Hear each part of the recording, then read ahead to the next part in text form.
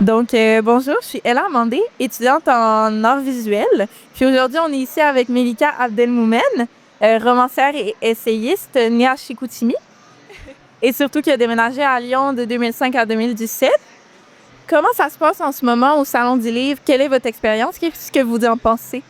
C'est une expérience vraiment unique. J'adore les salons du livre en général, mais celui-ci est particulier parce que le fait d'être finaliste au prix des collégiens a fait que j'ai rencontré beaucoup plus de gens que d'habitude et j'ai beaucoup plus de gens que d'habitude qui sont venus me voir dans les séances de signature. J'avais des line-up comme les Rolling Stones. J'avais jamais vu ça de ma vie. Donc, c'est vraiment un salon extrêmement spécial pour moi et surtout la rencontre avec les jeunes lecteurs qui sont d'une intelligence, d'une ouverture d'esprit, d'une générosité, qui sont venus nous voir, les 5 finalistes, nous parler de leur expérience. Et ça, c'est vraiment, ça nous rappelle pourquoi on écrit. Donc, pour moi, c'est un salon que je n'oublierai jamais. Puis surtout pour nous, justement, le fait qu'on ait pu avoir l'occasion de vous rencontrer en tant que jeune lecteur. Et quelle était votre réaction face à la nomination, justement, de ce prix-là? Je m'y attendais pas du tout. C'est la deuxième fois que j'ai été en nomination en 2006. Puis c'était vraiment une expérience extraordinaire. Je m'en rappellerai toute ma vie, un peu comme cette année. C'est un prix où il y a beaucoup plus de fraternité et de communauté que de compétition. On est avec les autres finalistes. On se soucie pas de qui va gagner. C'est comme si c'était juste de partager entre nous 5 et avec les lecteurs et les lectrices. Et donc, comme ça m'était arrivé une fois, je pensais pas que ça m'arriverait une deuxième fois, des années après quand même. Donc, j'ai été extrêmement étonnée. Et surtout, contrairement à mes collègues, moi, je le savais à quel point c'est le meilleur prix au monde déjà. Donc, j'avais très hâte de les rencontrer. Certains d'entre eux, je les connaissais déjà, mais d'autres, je les connaissais pas encore. Donc, c'est devenu des nouveaux amis. Et puis, non, c'est une expérience. J'étais étonnée, mais en même temps, une fois que j'ai intégré l'information, j'avais juste hâte d'en mettre là où on était hier, tous ensemble. Là. Votre écriture, elle m'a rappelé des romans de la littérature française, romans que je lis beaucoup plus, admettons, que la littérature québécoise, à travers vos tournures de phrases ou vos procédés stylistiques. Donc, je voulais savoir, pensez-vous être influencé justement par certaines tournures caractérisant cette littérature? Absolument. Ben, comme j'ai vécu des années, bon, j'ai beaucoup lu de littérature française dans ma vie. J'ai lu beaucoup de littérature québécoise et américaine, mais beaucoup de littérature française aussi. Et j'ai vécu 12 ans là-bas. Donc, mon langage a évolué en fonction comme de cette expérience-là, en fonction du fait d'avoir côtoyé des personnes françaises, d'avoir été dans des lieux. Et donc, j'ai rapporté des expressions françaises de là-bas. Et ce qui est drôle, c'est que j'ai des amis français qui ont maintenant des expressions québécoises quand ils parlent à Lyon ou qui comprennent des expressions québécoises parce que je les ai côtoyées pendant des années. Mais mon mari qui est français, qui vit ici avec moi, pareil, il va s'exprimer parfois en québécois, parfois en français. Donc, c'est comme si notre langue devenait métissée par les lieux où on habite. Donc, forcément, dans mon écriture, ça transparaît. Oui. C'est très bien. Je voulais savoir aussi qu'est-ce qui vous inspire lorsque vous écrivez, pardon. Est-ce plus l'expérience personnelle ou l'observation sociale ou peut-être justement un métissage des deux? Bien, c'est vraiment exactement ça, un mixage des deux. C'est-à-dire qu'il y a ce que je vois, ce dont je suis témoin, ce que ça m'inspire comme réflexion, et puis ce que j'ai vécu personnellement. Donc là, par exemple, dans Petite Ville, il y a beaucoup question de grande pauvreté. Bon, il y a ce que j'ai vu, les banlieues françaises, les quartiers pauvres à Montréal, les gens qui vivent dans des tentes ou sous des autoroutes, sous des ponts, tout ça. Et il y a ce que j'ai vécu, donc en côtoyant des personnes pauvres, en essayant de les aider, de les accompagner, de voir comment le système est fait pour les broyer, puis comment c'est impossible. On a l'impression que ça changera jamais. Donc, c'est un mélange de ce que j'ai ressenti, de ce que j'ai observé et de ce que, de manière plus large, j'ai pu lire en faisant des recherches sur les questions sociales de pauvreté, par exemple. Ouais. Oh, justement, est-ce qu'il y avait un fait déclencheur réellement qui vous a poussé à écrire? Y avait-il réellement une critique sociale que vous vouliez faire? Un événement particulier? Je ne sais pas si on peut parler d'un événement particulier, mais j'ai commencé à vouloir écrire ce livre-là en 2014. Je vivais en France, à Lyon, depuis quelques années, depuis 2007. Et j'observais, j'étais très sensible là-bas, un truc qui m'arrivait pas ici, que j'ai rapporté après avec moi, mais très sensible aux inégalités, à la violence sociale, au discours politique sur les personnes racisées, sur les personnes pauvres, sur les minorités, au discours médiatique. Puis c'était vraiment quelque chose qui me terrorisait et qui m'inquiétait. Donc, j'ai eu envie d'écrire là-dessus. Et pourquoi un roman policier? Parce que c'est un rêve de longue date. J'en lisais énormément à ce moment-là.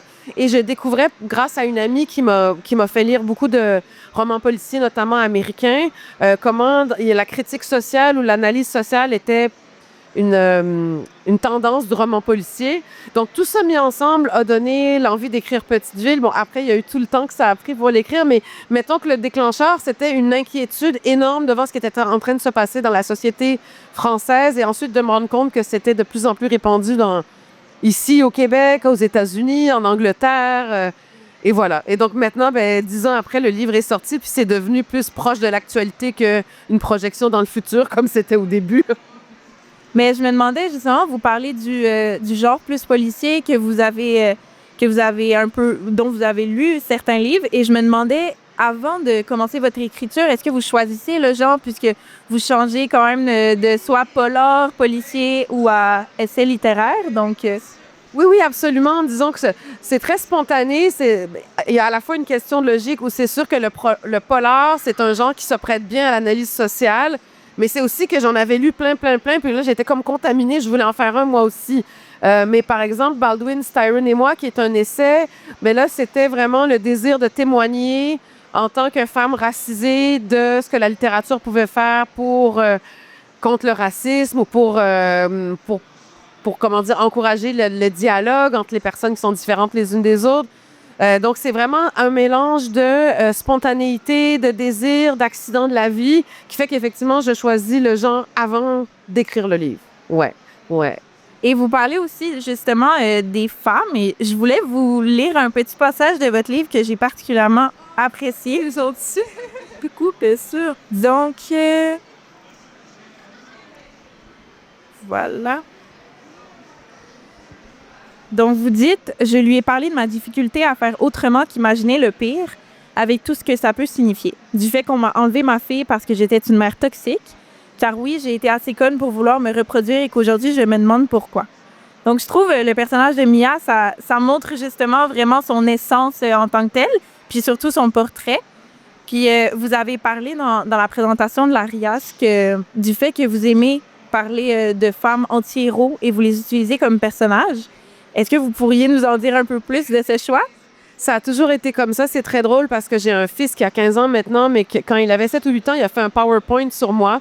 Et dans son PowerPoint, il parlait de mes livres et il disait « C'est souvent l'histoire d'une femme qui a des problèmes. » Et on riait. Il y avait une photo de Bridget Jones avec des oreilles de lapin qui fumait des cigarettes sur son PowerPoint. Et il a vraiment mis le doigt sur quelque chose, c'est qu'en fait, oui, j'ai envie d'avoir des personnages féminins forts, mais une femme forte, ça veut pas dire une femme parfaite telle que l'Occident nous pousse à l'être. Une femme forte, c'est une femme qui a des failles, c'est une femme complexe, c'est une femme qui peut être contradictoire, c'est une femme qui parle de sa souffrance. Donc, c'est pour ça que pour moi, ces personnages féminins-là sont importants. Puis bon, spontanément, en plus, je vais faire un aveu qui va surprendre personne. Mia, elle me ressemble. Bon, j'ai pas perdu mon enfant, tout ça, mais j'ai eu des histoires compliquées dans ma vie. On transpose, mais à l'époque, quand j'étais finaliste au prix des collégiens, la dernière fois, c'était une femme qui s'appelait Alia, qui était très troublée. Et puis, c'était très drôle parce qu'il y avait des étudiants qui disaient « Mon Dieu, elle est tellement détestable. D'où est-ce qu'elle sort? » C'est là, je dis « Mais c'est moi. » Là, je l'ai pas dit. J'ai gardé ça pour moi. Mais bref, pour moi, c'est vraiment important que ces femmes-là puissent avoir une voix comme des personnages d'anti-héros masculins. Il y en a depuis toujours en littérature. On les aime, on aime les détester, on aime... Alors, pourquoi pas nous? Pourquoi nous, on n'y aurait pas droit? Et puis bon, moi, j'ai été très amie avec l'écrivaine Nelly Arcan, qui, elle aussi, se battait pour ça. Mais je pense que ça passe de mieux en mieux là. Vous voyez, Mia, j'ai senti qu'elle était beaucoup plus comprise que Alia, sa grande sœur d'il y a presque 20 ans. Donc, on progresse. Mais pour moi, c'est vraiment important. Et puis, comme je dis parfois, on a tellement de pression pour être tout sauf nous-mêmes dans la société que si, en plus, même dans nos fictions, on est obligé de répondre à ces pressions-là, comment on va s'en sortir? Voilà. Je tenais à vous dire, je trouve ça très intéressant parce que c'est sûr, on n'en voit pas non plus énormément, justement, d'anti-héros, comme vous dites. Puis, le fait que ça soit des collégiens aussi qui aient l'opportunité de le lire, ça nous donne un très bon exemple de à quel point c'est pertinent, surtout. Si. Il n'y a pas de problème. Et je voulais savoir, justement, par rapport à vos projets littéraires à venir, est-ce que vous pourriez nous en parler ou même si vous en avez à mettre même avec Petite Ville potentiellement? En fait, avec Petite Ville, il y a un projet avec un ami qui s'appelle Frédéric Pierre, qui est comédien, producteur et scénariste. On a un projet de faire une mini-série de 6 épisodes ensemble. Donc là, on est vraiment au début. On s'est tous les deux dit qu'on avait envie de le faire. On attend d'être moins débordés pour s'asseoir et commencer à développer le projet et voir comment ça peut se concrétiser. Et sinon, là, je viens de finir un manuscrit d'essai, témoignage sur les Roms, les familles Roms dont j'ai été proche en France et avec qui je suis encore en contact, et sur notre manière en tant que société de traiter la grande pauvreté, mais aussi sur toutes les personnes que j'ai croisées qui ont spontanément aidé ou qui ont fait toutes sortes de gestes pour aider ces personnes mal prises-là. Ça s'appelle Traité de la petite bonté. Ça va paraître aux éditions Luxe au mois de octobre. Et j'ai commencé un autre roman pour Mémoire d'Encrier qui est comme un truc plus de science-fiction avec du voyage dans le temps, avec encore une fois une narratrice qui est une fille qui a des problèmes et qui est une femme entière, complexe et pas facile. Et même, il y en a plusieurs parce que il y a la narratrice de la première partie, puis normalement, il y aura aussi sa marraine qui est encore plus malcommode, qui va être là aussi autour des questions de racisme, de ce qui se passe dans notre société en ce moment, mais sous la forme d'un roman où il y a du voyage dans le temps, et puis entre les années 80 et les 2053. Pour le moment. Mais là, j'ai 25 pages d'écrites, donc ça peut changer, évidemment, mais ça s'en va dans ce sens-là. Ben, ça me donne très envie de justement regarder. Je vais sûrement le lire quand vous allez le publier. Puis je me demandais, vous parlez de racisme, justement. Je trouve que c'est des thèmes très, très importants dans notre société actuelle. Puis je voulais savoir, est-ce que pour vous, c'est important de justement parler de gentrification, de racisme à travers votre livre, Ben, c'est un peu ce que j'espérais. Je voulais en même temps, évidemment, que ce soit une histoire le fun à suivre, qu'il y ait une enquête, qu'il y ait un suspense et tout ça, mais je voulais parler de ces questions-là. Et je me rends compte, parce que là, ça fait 25 ans que je publie, que en tant que femme racisée, comme on dit aujourd'hui, dans ma tête, je suis québécoise, puis on peut être moi et québécoise, on peut être racisée et québécois, on peut avoir tous les noms de famille de la Terre. Pour moi, être québécois, c'est simplement avoir choisi de vivre ici et faire sa vie ici, d'où qu'on vienne, quelles que soient les origines de nos parents. Mais je me rends compte que j'ai comme une sorte de responsabilité en tant qu'écrivaine qui commence à avoir une certaine reconnaissance. Je sens une certaine responsabilité pour toutes les personnes plus jeunes, comme tous ceux qui ont lu mon livre. Là, j'ai eu la chance d'avoir comme lecteur et lectrice au prix des collégiens. D'une part, pour que ceux qui sont dans la même situation que moi se sentent moins seuls, et aussi pour montrer que oui, ça vaut la peine d'ouvrir sa gueule, excusez-moi l'expression, ça vaut la peine de se battre, ça vaut la peine de continuer, puis vous n'êtes pas seul. Il y a ce côté-là que je sens spontanément comme une responsabilité. C'est vrai, c'est quand même une grosse responsabilité à apporter, mais je pense que à travers la lecture, justement, on peut témoigner de notre société puis faire des critiques sociales. Puis aussi, à travers votre livre, La quête identitaire, qui est un peu... qui est quand même un des thèmes très omniprésents, la quête de Mia, mais aussi Simon, qui se retrouve à devoir évoluer dans un différent monde et à devenir très, très populaire. Est-ce que pour vous, ça aussi, c'est quelque chose d'assez important, la quête identitaire? Ah oui, ben ça traverse pas mal tous mes livres. C'est le truc que mon fils avait oublié dans son PowerPoint. Mais la quête identitaire, oui, parce que je pense qu'elle m'habite, moi, vu que je viens un père tunisien, une mère québécoise, née au Saguenay, vécu en France, côtoyé des personnes roms de Roumanie. J'ai lu de la littérature de plein de pays différents, parce que je pense que notre identité, elle n'est pas seulement selon là où on est né, selon les origines de nos parents, c'est aussi les endroits où on a vécu, les trucs qui nous ont traversés, les trucs qui nous ont influencés. Donc, on est très complexe. Et je trouve que c'est important en tout cas, je sais pas si c'est important, mais moi, c'est spontanément que je veux témoigner de ça parce que ça m'habite tout le temps. Et je pense qu'en tant que société, ça nous habite et pas toujours d'une bonne façon en ce moment. Et je pense que c'est important qu'on prenne la parole pour entendre d'autres discours que des discours réducteurs sur l'identité, pour rappeler que l'identité, c'est complexe et viscéral en même temps. Donc, je pense que c'est important pour des écrivains ou des artistes qui ressentent le besoin ou l'envie de le faire, de prendre la parole et de le faire, pour qu'il y ait un autre discours que les discours un peu faciles et excluants qu'on entend de plus en plus, malheureusement. Oui. Le cadre de Petite Ville parle de réalités urbaines qui sont difficiles. Comme vous avez dit, ça a été quand même inspiré de contextes actuels, comme en France et tout cela. Je pense que ce témoignage-là, justement, comme dit plus tôt, il est très, très beau.